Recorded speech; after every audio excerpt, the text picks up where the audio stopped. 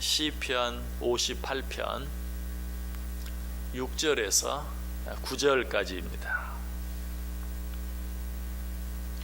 우리 다 같이 한 목소리로 읽습니다.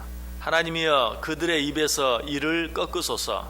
여호와여 젊은 사자의 어금니를 꺾어내시며 그들이 급히 흐르는 물같이 사라지게 하시며 겨루는 화살이 꺾임 같게 하시며 소멸하여 가는 달팽이 같게 하시며 만삭되지 못하여 출생한 아이가 햇빛을 보지 못한갑게 하소서. 가시나무 불이 가마를 뜨겁게 하기 전에 생나무든지 불 붙는 나무든지 강한 바람으로 휩쓸려 가게 하소서. 아멘. 오늘 여기가 텅 비니까 참 이상하네요. 백문희 집사님을 다이렉트로 보니까 참 낯섭니다. 예, 여러분들의 자리를 지키는 게 참 중요해요. 한 분만 빠져도 빈자리는 항상 보이거든요. 근데 오늘 여기가 퐁 빠져버리니까 아주 참 어색합니다. 감사하고요. 자, 시편 58편 어떤 시라고 했습니까? 악한 자들의 갖가지 악한 행위들을 적나라하게 지적하면서 그 죄들에 대해 하나님께서 벌해 주시기를 기도하는 내용. 그래서 1절부터 5절까지 악한 자들의 죄를 쭉 열거해 보았어요. 이제 6절부터는 어떤 말씀이 나오는가? 이 악한 자들을 벌하여 주옵소서 하는 그런 기도가 나오는데요. 가만 보면 이 악한 자들을 표현하는 그 표현들이 참 여러 가지 나오고 있어요. 우리가 이미 생각한 내용들 가운데도 뱀의 독, 귀머거리 독사라는 내용이 나왔죠. 그런데 이제 오늘 본문에 보면 젊은 사자의 어금니, 겨누는 살, 소멸하여 가는 달팽이, 만삭되지 못하여 출생한 아이, 가시나무 불, 이런 표현들, 그 악한 자들의 악행을 표현하는 그 표현들이 참 특이하고 또 여러 가지로 나오고 있는 것을 보게 됩니다. 그런데 독이라든지 뱀의 독이라든지 귀머거리 독사라든지 이런 것들은 또 사자의 어금니라든지 겨누는 화살이라든지 이런 것들은 설명하지 않아도 그렇지, 악한 자들이 독사의 독 같고 또 겨누는 몰래 누군가를 겨누어 날아가는 화살과 같고 젊은 사자의 어금니처럼 그냥 죄 없는 자들을 갈기갈기 찢어놓고 하는 그런 것들이 대충 짐작이 되고 알 수가 있어요. 그런데 좀 더 특별한 그런 표현들, 또 얼른 생각해서 그 의미들을 파악하기 어려운 표현들도 지금 몇 가지가 나오죠. 그 중에 하나가 뭡니까? 소멸하여 가는 달팽이. 그 악한 자들을 지금 버려달라고 말하면서 그 소멸하여 가는 달팽이 같게 하소서, 이렇게 말하고 있거든요. 자, 이 표현은 어떤 표현입니까?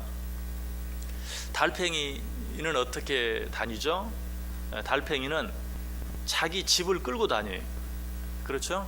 그래서 이 달팽이가 자갈밭에 가면 또르륵 또르륵 소리가 납니다. 자기 집 어딜 가든지 자기 집을 놓고 가는 게 아니고 자기 집을 끌고 가기 때문에. 그래서 이런 자갈밭을 오래 끌고 다니면 자기 몸이 닳아요. 그래서 결국 몸 어느 한쪽이 구멍이 나요. 여러분 달팽이 몸에 구멍 나 있는 달팽이를 봤습니까? 열심히 다니면 다닐수록 자기 몸이 점점 닳고 그래서 구멍이 나게 되는 거예요. 그러다가 결국은 어때요? 없어져 버리는 거예요. 지금 시인이 기도하면서 그걸 생각하면서 하나님 저 악한 자들을 벌하여 주옵소서. 어떻게? 마치 소멸하여 가는 달팽이처럼 되게 해 주옵소서. 다시 말하면 저 악한 자들이 무슨 일인가 행하면 행할수록, 무슨 일을 꾸미면 꾸밀수록 결국은 그 일이 자기 자신을 점점 없애는, 결국에는 그래서 어떻게 되는? 망하고 말게 해 주옵소서라는 그런 의미예요.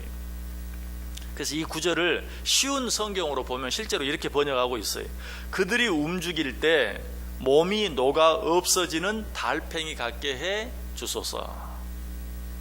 움직이면 움직일수록, 우리는 어때요? 어떤 사람들이 움직이면 움직일수록 뭔가 얻는 게 있고 생기는 게 있고 좋아지는 게 있고 이게 맞는 거예요. 그런데 하나님 저 악한 자들은 움직이면 움직일수록 뭔가 하면 할수록 제 몸이 점점 닳아져서 결국은 없어지는 것처럼 소멸하게 해주소서, 망하게 해주소서, 죽게 해주소서 하는 그런 의미와 똑같은 것이 이 사실을 통해서 우리가 알 수 있는 것은 이것은 단순히 기도일 뿐만 아니라 악한 자들의 결국은 그렇다 하는 것을 우리에게 말해주고 있어요. 악한 자들은 소멸해가는 달팽이 같다. 그래서 뭔가 하는 것 같아요. 뭔가 열심히 꾸미는 것 같아요. 그러나 결국은 그것으로 인해서 자기 자신이 손해가 나고 자기 자신이 망하고 만다. 악인의 결국은 그와 같다. 악인이 뭔가 자기의 유익을 위해서, 자기의 영예를 위해서 뭔가를 꾸미지만 결국은 그것이 자기를 더 힘들게 만들고 더 어렵게 만들고 자기를 망하게 만드는 일이 되고 말 것이다. 이런 내용은 성경에 많이 나오죠. 잠언 1장 31절에도 그러므로 자기 행위의 열매를 먹으며 자기 꾀에 배부르리로다. 자기 행위의 열매를 먹는다. 또 자기 꾀에 배가 부르게 될 것이다. 무슨 말입니까? 자기 꾀에 자기가 넘어가고 자기 꾀에 자기가 빠지고 말 것이다 하는 그런 말이. 욥기 5장 12절 13절에도 하나님은 교활한 자의 계교를 꺾으사 그들의 손이 성공하지 못하게 하시며 지혜로운 자가 자기의 계략에 빠지게 하신다. 여기 지혜로운 자는 정말 좋은 지혜를 가진 자를 말하는 게 아니라 간교한 자들, 간교한 지혜를 가진 자들, 이런 자들은 결국 자기 계략에 빠지고 말 것이다 라고 말하고 있어요.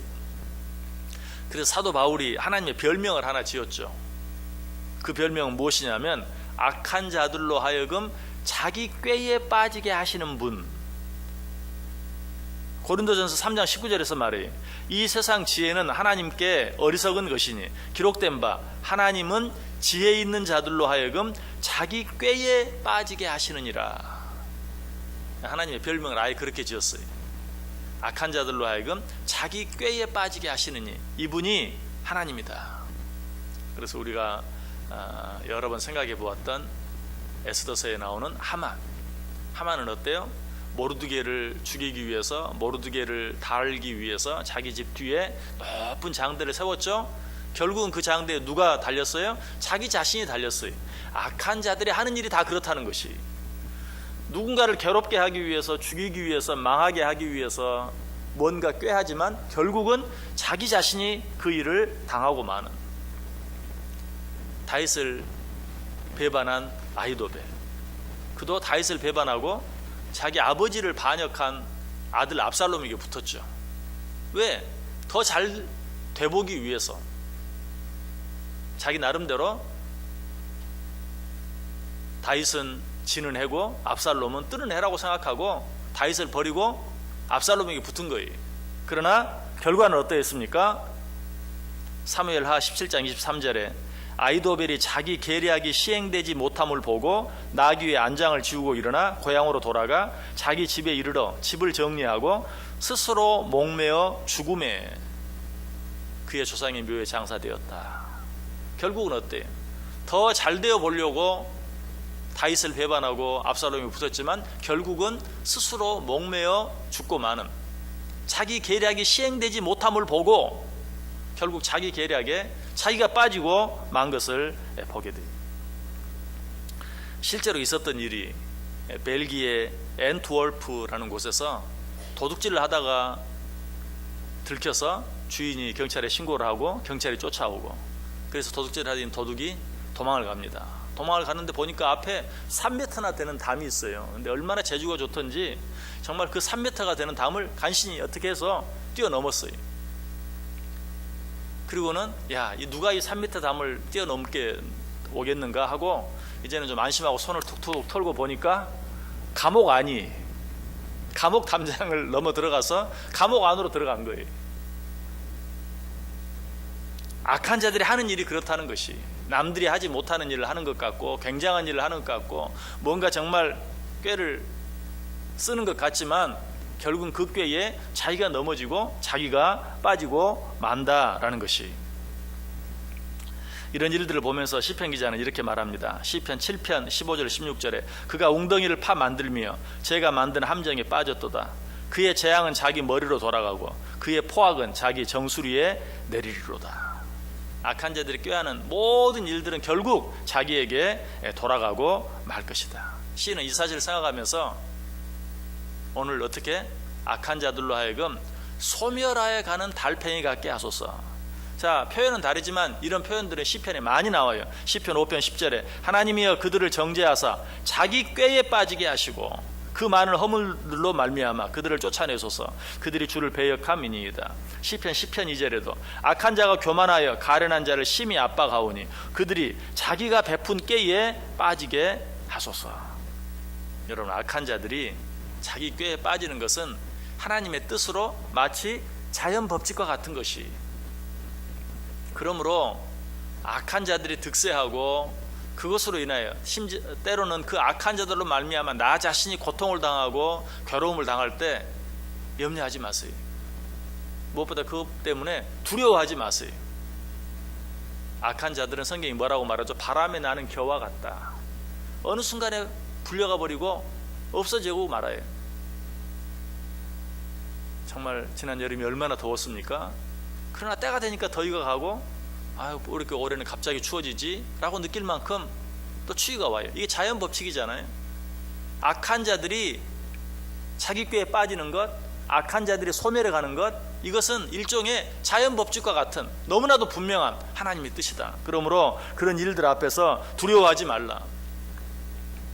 뿐만 아니라 우리 자신의 삶을 돌아보면서 우리는 무엇을 하든지 간교한 꾀를 부리며 살 것이 아니라 어떤 내 뜻을 이루기 위해서 악한 생각, 악한 계획, 악한 방법을 사용할 것이 아니라 끝까지 하나님의 생각, 하나님의 뜻, 하나님의 방법대로 하나님이 가라고 하는 데까지 가고 하나님이 서라고 하는 데서 설 수 있는, 그것이 진정한 믿음의 삶이요, 그것이 진정한 지혜다.